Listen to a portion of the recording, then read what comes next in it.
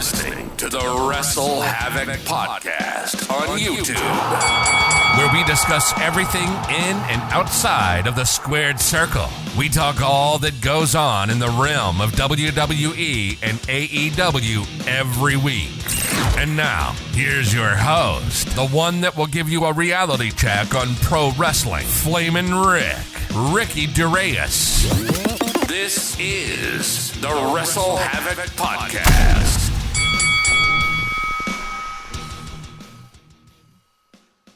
What's up, everybody? It is Flamin' Ricky DeReyes, right here on the SmackDown Review, right here on the Wrestle Havoc Podcast, in which we discuss everything in and outside of the squared circle. We got a lot of things to talk about right here on the SmackDown Review. There was a lot of things that went on this show. Of course, it is the go-home show before tonight's Royal Rumble pay-per-view, in which it will take place in San Antonio, Texas, at the Alamo Dome, which I'm very excited about.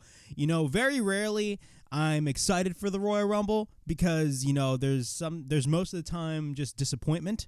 But at the end of the day, of course, this is Triple H's first Royal Rumble, and I'm absolutely excited to see what the hell is going to be going down. And we got the return of Cody Rhodes, in which he will win the Royal Rumble match. But we got a lot of things to talk about right here on the SmackDown Review. Of course, we had Kevin Owens versus Solo Sikoa in the main event. Sami Zayn, even though on direct orders of Roman Reigns, who, by the way, was on The Tonight Show with Jimmy Fallon, on direct orders by Roman Reigns, Sami Zayn was not supposed to be at the show, but he was a hooded figure, and he was actually involved in the beginning of the show and the end of the show. So there's going to be a lot of things to talk about right here on the SmackDown Review. But before I get on with all of this craziness, make sure to like and subscribe to the Wrestle Havoc Podcast right here on YouTube, in which we discuss everything in and outside of the squared circle. Make sure to like and subscribe for more content, and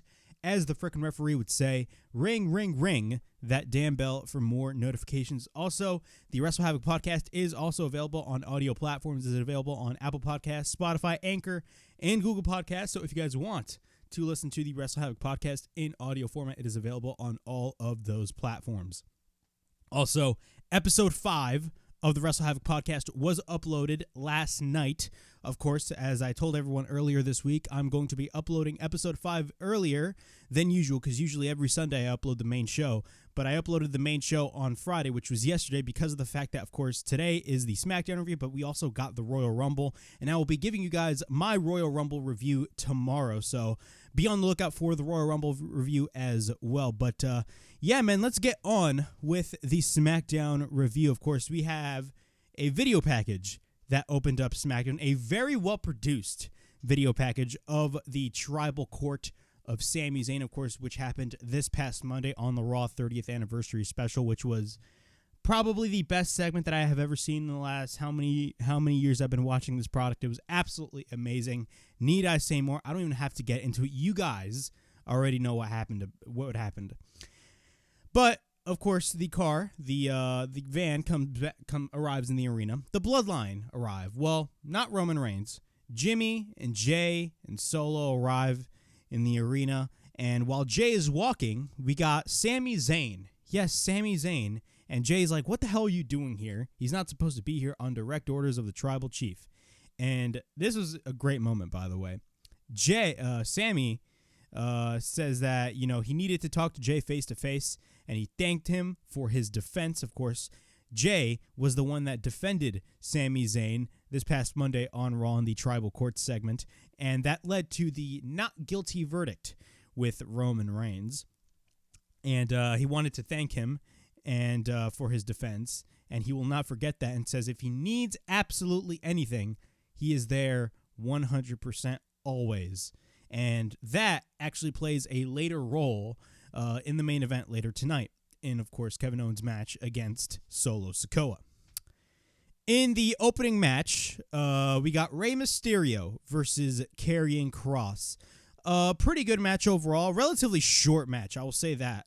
But we had Rey Mysterio win the match.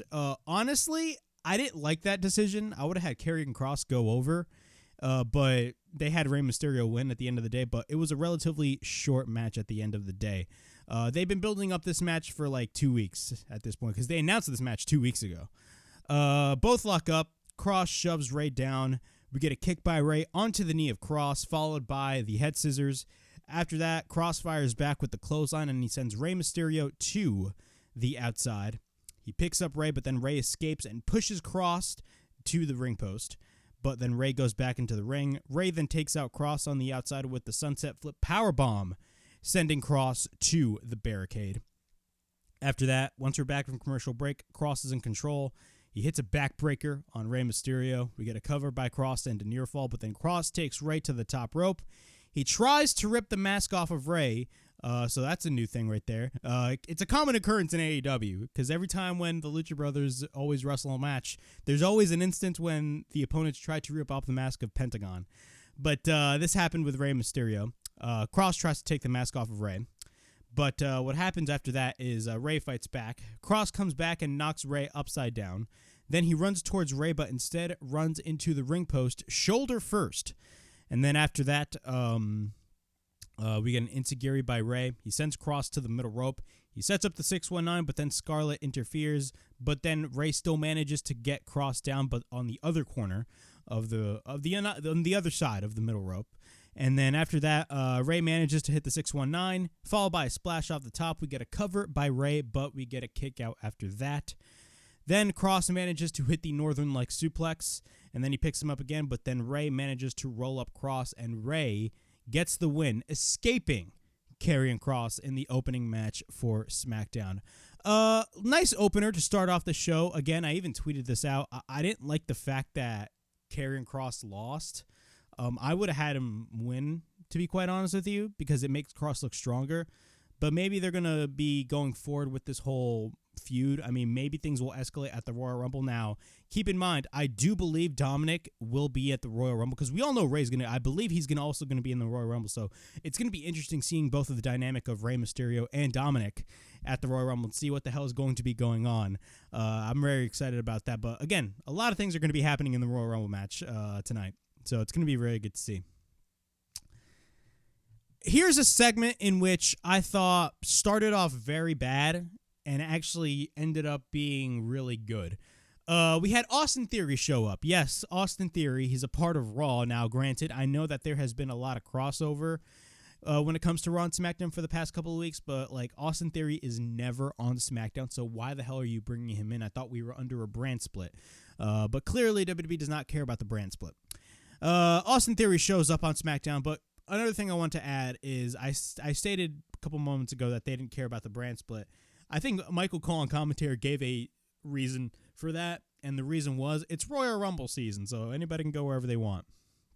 So Austin Theory, who is, of course, the United States champion, shows up on SmackDown, and he cuts a promo, and he says, "The champ is here."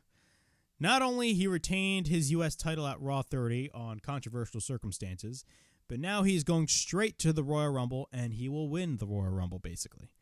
Then the New Day come out. Of course, they are the current NXT Tag Team Champions, which I do not watch NXT. I have no desire of watching NXT. I don't care what anybody says. I just don't watch it. I know it sucks. I just don't watch it. Then the New Day come out. Kofi says that he respects Austin Creed, Steve Austin, and the great city of Austin, Texas. So those are 3 Austins right there.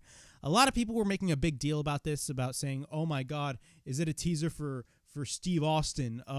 Maybe. I do not know. There's been a lot of rumors of Steve Austin. I believe there was a rumor that they wanted to do Roman Reigns versus Steve Austin, which I do not think should be the case. I think it should be The Rock versus Roman Reigns. I think Steve Austin versus Roman Reigns is a much lower tier match. Even though it's still main event caliber, it's still a lower tier match than Rock versus Roman, because of the fact that Rock versus Roman, there's a story already built into that feud.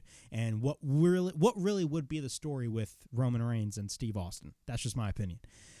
But yeah, the New Day, Kofi names the 3 Austins. After that, Wood says that they have to get into business immediately and talks about how right here on SmackDown, well, they talk about how Raw is 3 hours and, he can spew his guns for like a long ass time on that show. But right here on SmackDown, they have to get straight to business since it's a 2-hour show. And Kofi asks him if he said that he was, going to win the Rumble. And then Austin Theory proceeds to judge him, all that stuff. And then after that, the New Day basically say they're going to win the Royal Rumble. Theory gets pissed. He says that he is the biggest star that there is in the WWE, which I laugh my ass off. Then The Miz comes out. They're doing this whole typical everybody comes out spiel. It's a typical WWE thing. I personally do not like it. And this is where the segment started to go to shit. Again, this is a segment that went from very shit to very good. The Miz comes out, talks about how he basically judges what Austin Theory said. And then he says that he will win the Royal Rumble. And then Miz and Theory kind of develop, in a way, a plan. And then they take out both the New Day. Both the baby faces and the heels then proceed to brawl. After that, Bobby Lashley comes out. We have the third Raw talent coming out. So, again, WWE don't care about the brand split at all. So, Bobby Lashley comes out. He cleans house with everybody, grabs a microphone, and says he will terrorize everyone that gets in his way until he gets what he wants. And then what happens after that? Brock Lesnar comes out through the fucking crowd, which was great to see, and F5s the shit out of Bobby Lashley. And he tells Lashley, I'll see you at the Rumble. So it looks like Brock Lesnar is going to be a part of the Royal Rumble, and that just made the match 10 times better because of the fact that we know that there's going to be some sort of interaction with Bobby Lashley and Brock Lesnar happening at the Rumble, because I believe Lashley's also in it as well. And it's great to see Brock Lesnar back. You know, Brock Lesnar gets a lot of criticism, but I will say, man, I've been enjoying the whole Cowboy Brock shtick. I think it's been absolutely amazing every time when he shows up, and I think Brock Lesnar being in the Royal Rumble and makes the match just 10 times more fun because Brock Lesnar is going to just beat the shit out of everybody at the end of the day. But Brock Lesnar is going to be a part of the Royal Rumble. Sign me the fuck up. I am very excited about that. All right. We got Lacey Evans versus a jobber or an enhancement talent, whatever you want to call it. I'll be the first one to say this. Well, I'm not really, but I'm not the first one to say this, but I'm going to be 100% honest with you guys. I was never the biggest Lacey Evans fan. I thought Lacey Evans was just terrible. That I don't mean that in a personal way, by the way. See, I always say that whenever I talk negatively about somebody, wrestling-wise, I always say with all due respect. The reason why is because the community tends to take shit so seriously. They get personally offended every time when you say anything that, you know, the community disagrees with. So I always say with all due respect, so, you know, I won't get cooked by the IWC. But we get Lacey Evans versus a random jobber. This match had no reaction. Nobody gave a fuck. I didn't give a single damn about this whole match. They've been airing for the past couple of weeks on SmackDown vignettes of Lacey Evans. This is like her second character change. Of course, she debuted, I believe it was back in 2019 with the Southern Woman gimmick. And then all of a sudden, last year they did this whole like story where like she talks about her past and all that stuff, and they were building that up every single week. And then she finally debuted, and I believe she turned heel. I completely forgot. And now they're doing this whole Lacey Evans thing. They're kind of like building her as like the women's version of Sergeant Slaughter. I'm not really invested. Lacey Evans is I don't want to say in the doghouse, but she has some sort of controversy that she did a couple of weeks ago, which I will not mention. You guys already know the whole situation. But Lacey Evans versus a jobber. Let's quick notes on the match. Lacey Evans throws around her opponent. We got a drop toe hold by her. Basically, Lacey Evans was in control throughout the entire time.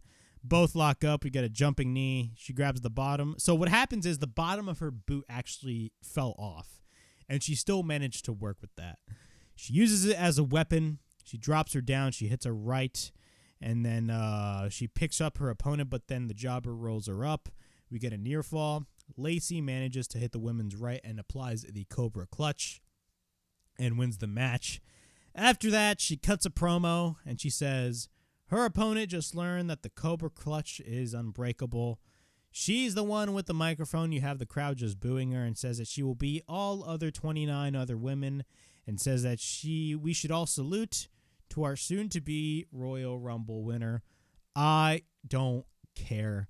Again, with all due respect, Lacey Evans sucks. I'm not a fan of hers. And it's not for what people think and what they're criticizing her now. Maybe that is, but I was never the biggest Lacey Evans fan at all. Just never the biggest Lacey Evans fan. I thought she was just like, what was she there for? Like, what's the point of Lacey Evans? I was never the biggest fan of hers to begin with. So, yeah, that's all I'm going to say about Lacey Evans right here on this review. We get a backstage interview with Sheamus and Drew McIntyre. Drew says that it's Sheamus' birthday tomorrow, and he says that, if I'm a betting man, you're going to be winning the Royal Rumble tomorrow. Yeah, like, that's going to happen.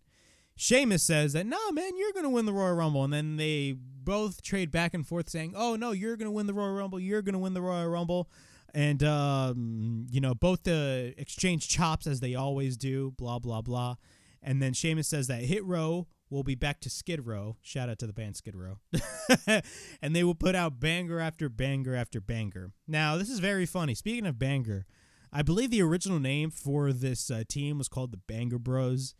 And they dropped that name because somebody, very smart, actually Googled the fucking name. And it was something very, very, very inappropriate. So, like, this is the second time. This is like the second or third time this has happened. This happened back in like 2015 with like Paige's group. Remember they did like the whole Team Bad, Team Bella, and Team Paige, whatever they did last year back in 2015. It was something similar like that. So the smartest thing that you have to do is before you name a wrestler or a wrestling tag team anything, please Google the name before you name them something, because clearly WWE has a tendency to fuck shit up like that, which is funny as hell. But, yeah, that's all I'm going to say about that.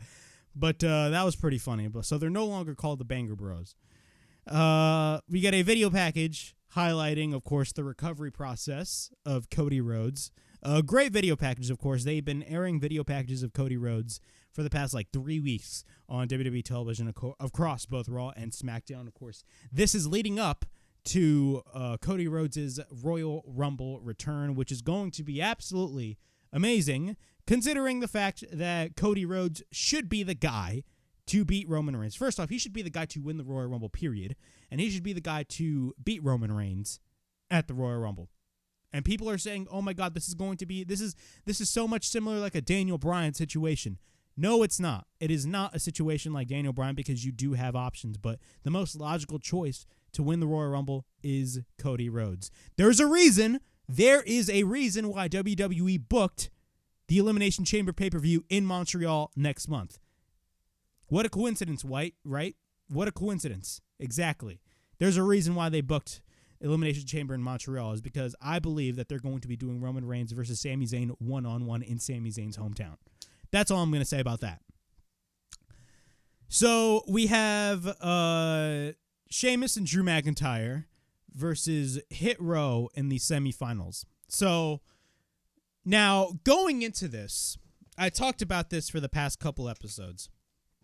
They're doing this whole SmackDown Tag Team Contenders tournament. And whoever wins this tournament is going to face the Usos for the SmackDown Tag Team titles. Now, for a second there, on the Raw side, they were doing Tag Team Turmoil, and you had Judgment Day face off the Usos for the Raw Tag Team titles. For a second there, I thought they were going to split the Tag Team titles. But it looks like they're not going to split the Tag Team titles at all at this point. But this is the thing about this. You would expect Sheamus and Drew to actually advance quickly and beat Hit Row. And you would have Imperium, which they did win their semifinal match. And you'd have Sheamus and Drew McIntyre facing off against Imperium in the finals. And that would be a fucking phenomenal match.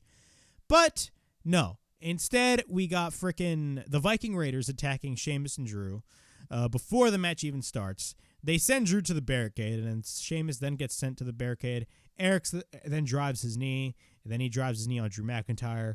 Ivar goes for a crossbody on both Sheamus and Drew.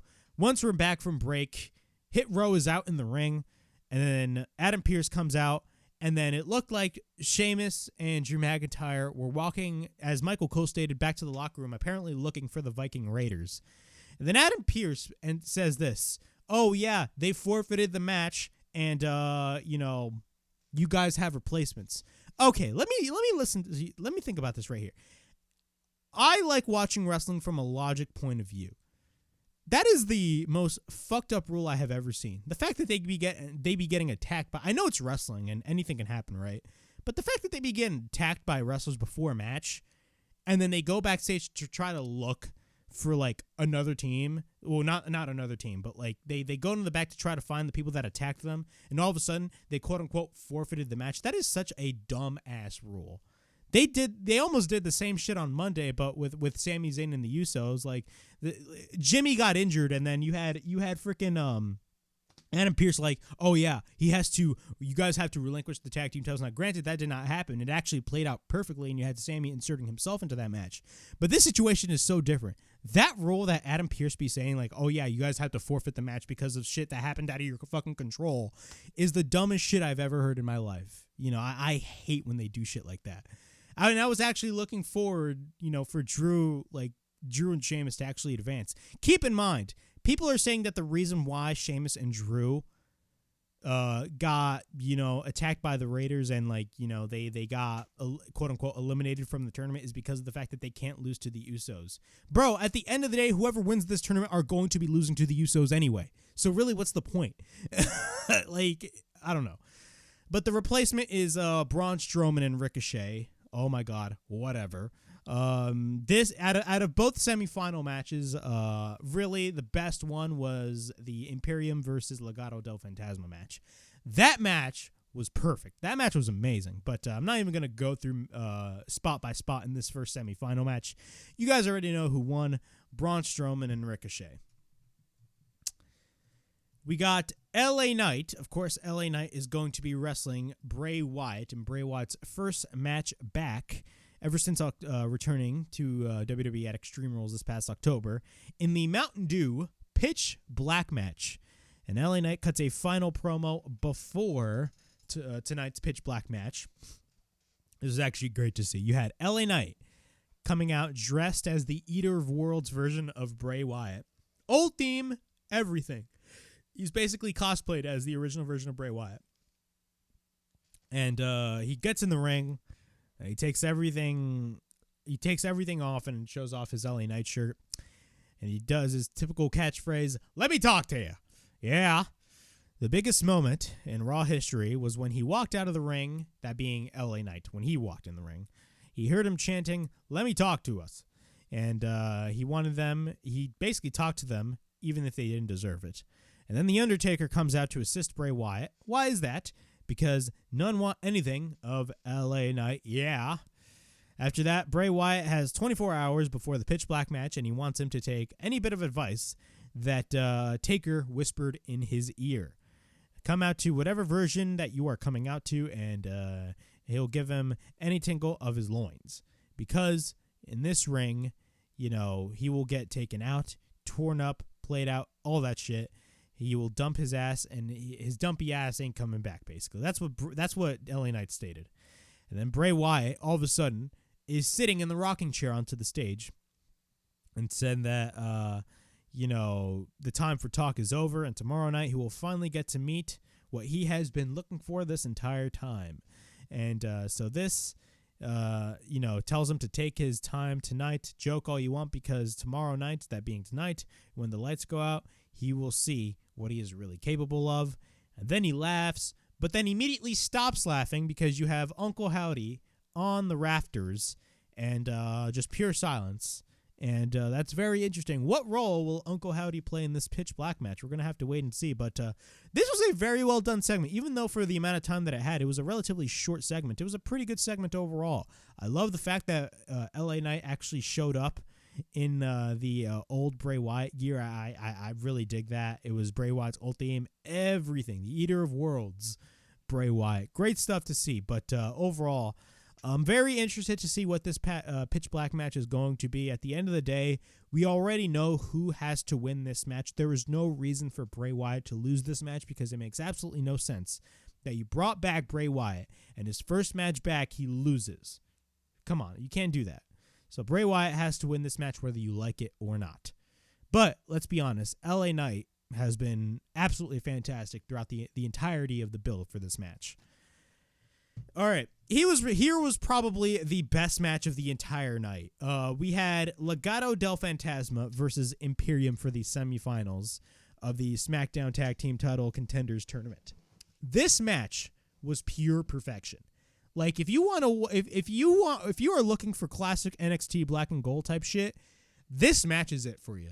This match, holy shit. The spots that I saw in this match were absolutely insane, and it definitely got intense near the end of the match. Great match overall. See, this is the type of match that I'm expecting almost every match to be in this whole tournament. You know, there was the whole gist of this tournament was like, this was kind of like a rushed tournament if you really think about it. This whole tournament was fucking rushed. You had some matches that just lasted like less than like 5 minutes, and you had other matches that were certified bangers. This match was a pure definition of a certified banger. Let's get a couple of notes on the match. Del Toro goes for repeated rights on Giovanni Vinci. We get a couple of chops by Vinci. Clothesline by Vinci. We get a cover and a near fall, followed by a couple of body shots by Ludwig Kaiser. At this point, Kaiser is the legal man, and Cruz Del Toro goes to the top. He falls into a right hand by Ludwig Kaiser. Kaiser then goes for a boot after that. Del Toro fights back with repeated rights, and then Cruz Del Toro tries to tag in his partner. But then Kaiser holds on, and then Cruz Del Toro tags in, and then tag made. Joaquin Wilde is in control. So after that, Imperium knocks both Cruz Del Toro and Joaquin Wilde with a double clothesline after that. Once we're back from break, Del Toro is fighting off Ludwig Kaiser. Then after that, we got a right hand by Kaiser, followed by an enziguri in the corner. He suplexes Joaquin Wilde, followed by a kick. And then we get a cover and a near fall. Giovanni Vinci tags in. Vinci chops Joaquin Wilde. He suplexes Joaquin Wilde. We get a cover and a near fall. Kaiser then tags in again. We got a tornado DDT by Joaquin Wilde. At this point, the hot tag is made. Del Toro goes for a crossbody, followed by a Hurricane Rana, and then we get a sliding kick through the ropes by Del Toro, which was amazing to see, by the way. That looked fucking phenomenal. We get a double missile dropkick off the top by Del Toro. Both members take out Imperium onto the outside. We get a spinning kick by Del Toro, followed by a Hurricane Rana off the top by Del Toro, which looked amazing. Joaquin Wilde then goes for a springboard splash. Yeah, springboard splash. That looked fucking amazing. We get a cover and a near fall. Del Toro then chops Kaiser, followed by the head scissors by Del Toro, sending Kaiser through the ropes. Kaiser then later on goes for a slam onto the floor, I think it was. And then Vinci and Wilde are up on the top rope. And this spot, holy shit, Joaquin Wilde got fucking rocked. You had Vinci pick up, like literally, like bench press this man. He picked up Wilde and slammed the shit out of him. He was standing up. He literally jumped off and just slammed him down to the mat. This man damn near killed Joaquin Wilde. That spot was absolutely freaking amazing. I absolutely loved that spot. Imperium then hit the Imperial Bomb, and Imperium advances to the finals. If you want a good tag team match, watch this match back. This match was pure perfection. This is the type of match that I look forward to when it comes to any type of tournament. You know, if you're doing a tag team tournament, that is the type of match that you need to have at the end of the day. That's all I'm going to say. But that's that ending spot, not the Imperial Bomb. Before the Imperial Bomb, that spot that Vinci did on Joaquin Wilde, holy fucking shit, that was amazing. We get a video package of the Royal Rumble match. Yes, we get a video package of the Royal Rumble match highlighting the previous winners, highlighting the ones who lasted the longest, highlighting the ones who won the most Royal Rumble matches, all that type of stuff. It's a typical Royal Rumble video package that they have been airing for the past how many years that, you know, the Royal Rumble has existed, that being forever. The Royal Rumble has existed forever, ladies and gentlemen. Since 1980 something, 88, I think it was in the late 80s it started debuting. The first winner was, of course, Hacksaw Jim Duggan. Charlotte Flair meets with Sonya Deville. Charlotte basically states that, you know, if Sonya Deville wants to fight, she will give her a fight, and it will be a title match. Adam Pearson says that match is granted, and you will get that match next week on SmackDown. So it looks like we're going to be getting Sonya Deville versus Charlotte Flair next week in a rematch. Do I think Charlotte is going to lose her title? There's a simple answer to that question, and that is no. Why would Sonya Deville beat Charlotte? It makes no sense. All right. we got our main event. We have Kevin Owens versus Solo Sikoa. But before we get on with the main event, of course, everybody make sure to like and subscribe to the Wrestle Havoc podcast right here on YouTube, in which we discuss everything in and outside of the squared circle. Make sure to like and subscribe for more content. And as the frickin' referee would say, ring, ring, ring that damn bell for more notifications. Also, the Wrestle Havoc podcast is also available on audio platforms. It is available on Apple Podcasts, Spotify, Anchor, and Google Podcasts. So if you guys want to listen to the Wrestle Havoc podcast in audio format, it is available on all of those platforms. Hopefully, I will be able to upload all of the previous episodes that I haven't uploaded yet on all of those audio platforms, because usually I tend to upload on Anchor, and then as soon as I upload them on Anchor, they're all on the other platforms as well. So hopefully I get those up on time. And also, episode 5 of the Wrestle Havoc podcast is already up on the channel. The link will be in the description below. If you guys haven't checked that out, of course, I talk about a couple of AEW news, but primarily we are actually focusing on the Royal Rumble. I actually give my preview and predictions of the Royal Rumble. So be on the lookout check it out. It's already up on the channel. So check it out on the channel. Also, check out my YouTube shorts as well. Those YouTube shorts have been doing very well on my channel when it comes to views, so I plan to not stop those YouTube shorts, but go check out the YouTube shorts if you guys haven't checked them out already. But yeah, man, of course, tonight we got the Royal Rumble. Now, of course, you're watching the SmackDown review, and tomorrow I will be giving you guys my Royal Rumble 2023 review, so be on the lookout for that review tomorrow. We got Kevin Owens versus Solo Sikoa. This was a pretty good match overall. Solo Sikoa looked great, of course.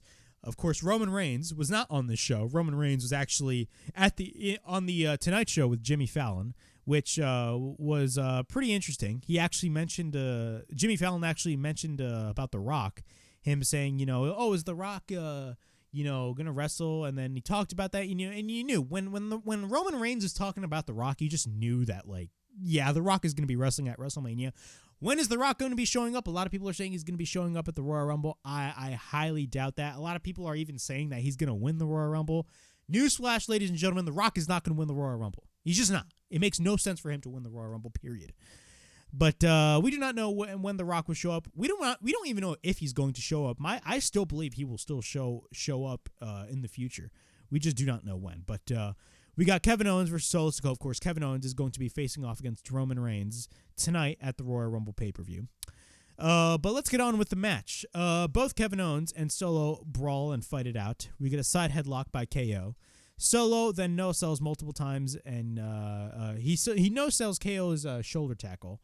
And then KO then no-sells Solo's shoulder tackle attempt. Then both exchange shoulder tackles. Solo runs into an elbow by Kevin Owens. Owens then follows up with the senton. He sets up the cannonball, but then Solo retreats to the outside. Solo then drives Kevin Owens to the barricade, and then he sends him to the ring post, and then he sends him again to the barricade. Once we're back from commercial break, both fight it out. Kevin Owens is in the corner, and then Solo misses the hip attack, and then Kevin Owens fights off Solo Sikoa. We get a kick by Kevin Owens, followed by an inverted atomic drop after that. He hits a clothesline. We get a cover, or not a cover. We get a DDT by Kevin Owens after that.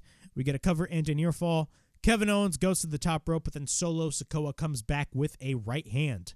Solo then goes for the headbutt on Kevin Owens. He screams. So basically, Kevin Owens is sitting on the top rope. Solo also comes up. Solo is actually screaming and yelling at Kevin Owens, saying that he won't make it to the Royal Rumble. Typical heel stuff right there. We get a headbutt by Kevin Owens. KO then takes him out, and KO manages to hit the frog splash. After the frog splash, we get a cover by Kevin Owens and a near fall. Owens goes for the super kick, but then Solo hits him back with the super kick of his own. After that, Kevin Owens goes for the super kick again, but then Solo counters the stunner into the Samoan drop, which looked great. We get a cover by Solo and a near fall. Solo then lands into the corner, but then KO hits a super kick, and then again, he hits a super kick on Solo into the corner. Kevin Owens then sets up the cannonball, and he succeeds in hitting the cannonball. After the cannonball, what happens is Kevin Owens goes to the top, and he hits the Swanton Bomb. After the Swanton Bomb, we get a cover by Kevin Owens, and it looks like he's actually going to be winning the match. But what happens after that is Sami Zayn, the hooded Sami Zayn, comes in and drags Solo Sikoa out to save Solo Sikoa from losing, which causes a disqualification. And then after that, Solo by accident super kicks Sami. So he actually intended to super kick Kevin Owens, but then Kevin Owens actually moved out of the way, and by accident he super kicks Sami. And then after that, KO takes out Solo. He sends KO to the ring post. And then after that, Solo grabs a chair, but then Kevin Owens is on the table. So Kevin Owens is actually set up on the table, and he's on top of the barricade. It looks like Solo was actually going to be doing the same thing that he did to Kevin Owens last week on the show. And then what happens is Kevin Owens comes back, and Solo lands into a super kick by Kevin Owens. And then Kevin Owens hits the pump-up powerbomb on Solo onto the announce table. Now, I do believe that their original intentions was supposed to break the announce table, but I do not think that was their... I still think that was their original plan, but that no and behold, the announce table didn't break. So the announce table didn't break, but he still hit the pump-up powerbomb. KO then screams at Sami. He grabs a chair, and he just yells at Sami, and Sami Zayn is just like sitting down on the floor saying he will do this to him just like he's doing this right now to Solo. And he hits Solo Sikoa with the chair, and then what happens...